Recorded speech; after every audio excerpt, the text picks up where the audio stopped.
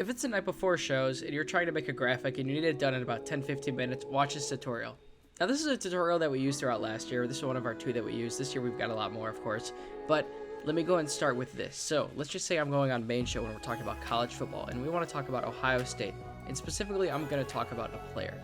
Now, what I'm going to do is I'm going to double click in this text box. And now if you have an issue that's like, hey, I don't have this text, I can't use it. We use this text called Bebas New Pro.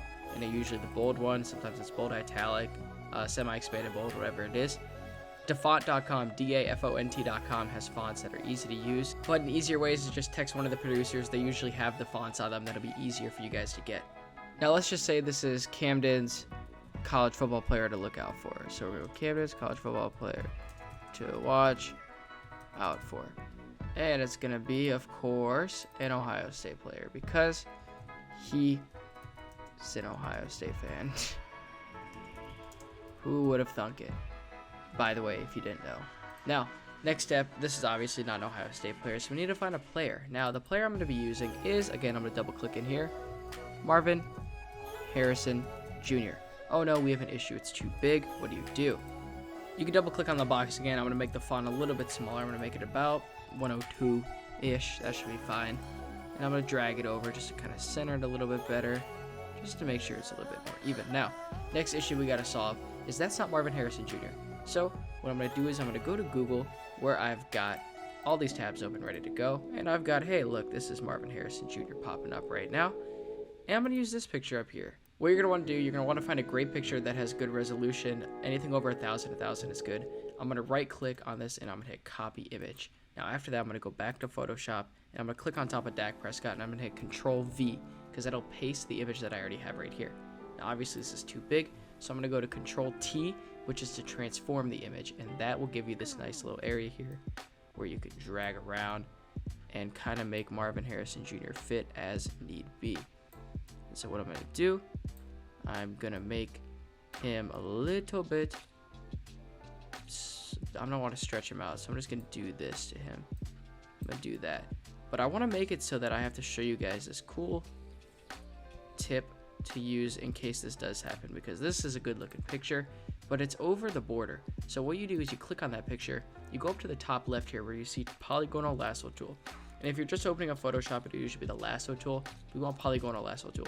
And basically what I'm gonna do is I'm just gonna go on the borders here. I'm not dragging, I'm just clicking and I'm moving. Sorry, my light's getting kind of bright here. And after that, it should be pretty simple. You make a nice little rectangle. And then once you get to the fourth one, you see there's a little circle that pops up. Now you can hit Control C to copy that. You're going to hit Control V to paste that on top. And while it looks like nothing's different, I'm going to click down by his pant to select that layer. I'm going to hit Delete. And there's a perfect box with Marvin Harrison Jr. in it.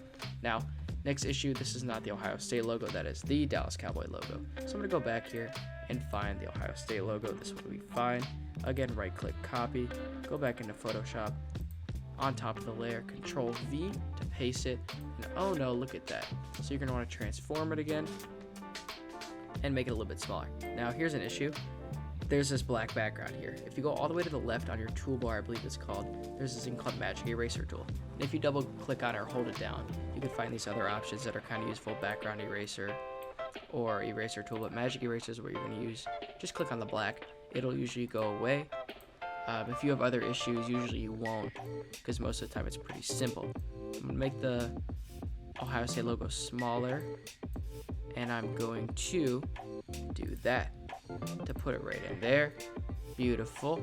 Now, next thing is that Ohio State's colors are not blue and gray. I mean, they're kind of gray. But I'm going to go to Ohio State hex colors. Now, this will basically give you 6 or 7 digit codes. That'll be pretty simple to use. I'm going to click on this layer back here, which is called Stats Background. And basically what I'm going to do, I'm going to go to the foreground color here. And I'm going to Control V, which didn't do anything. Control V, didn't do anything again. Oh, it did. I already had the color selected. Okay. So this will basically put the color that you want, which is scarlet.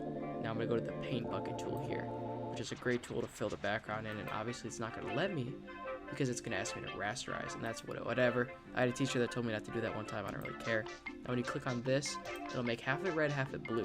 Now why is that? You click back on the layer, you go to the little hamburger on the right side, the little options tool, and you go to blending options. Now there's a lot of things you can do here. I'll show you one in a second. But the main thing is inner shadow. Now as you can see, it's blue. And if you hit Control V again to copy those 6 digits over, you've got your red background. I'm going to blend it to get a little bit darker, just so we have a nice little contrast there. Another nice thing to do is to put a drop shadow on it. So pretty much I'm going to show you how to do this from the start. Go back to the logo that you want to go, which is going to be the Ohio State logo. The hamburger tool, blending options. And then right here you can see it's drop shadow. And then I'll give it a nice little pop to the picture. Now, last but not least, we've got this text here we've got to change. Again, double click on the text, should be pretty simple. And I'm actually going to change one more thing. This is for Maddie right here. Space between nighttime, don't forget this. Since I'm using last year's, it wasn't like that. But nighttime is now 2 words, so make sure if you're ever doing that, that you're going to change that to 2 words. Let's just change this to should have beaten Georgia, but was concussed. Concussed? That how you spell that? Sure. I'm going to put a nice little dash there just to make it look like it's a whole new stat. Now, last but not least, Marvin Harrison Jr. is not a quarterback, so he does not throw interceptions. He does not have completions. He does not have a QBR. So I've got these stats right here from him last year. I'm just going to quickly go ahead and put him back in here. And just like that, we're done.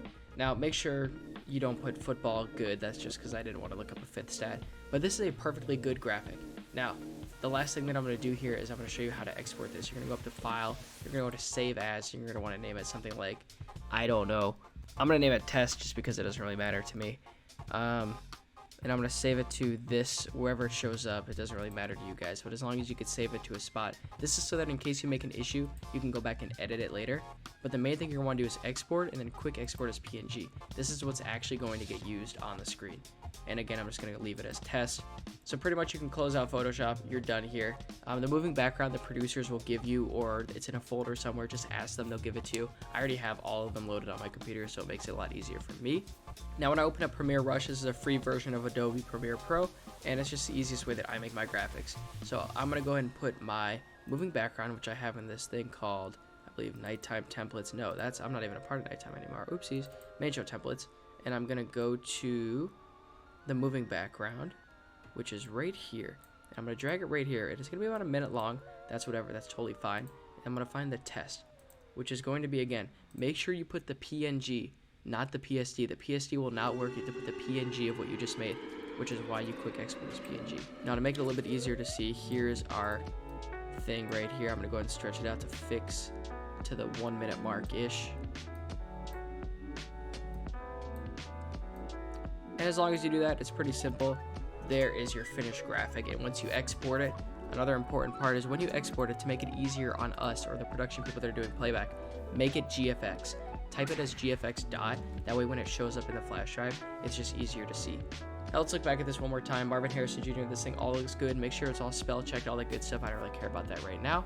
But yeah, you could totally turn this in. This is a totally fine graphic. Love it. And hey, I got you out of here in less than 10 minutes. So good luck on your graphics. If anyone needs any help, just let me know. Let any of us know that are the producers. I'm sure that we can help you. And if you're just watching this as a Photoshop tutorial, hope you enjoyed.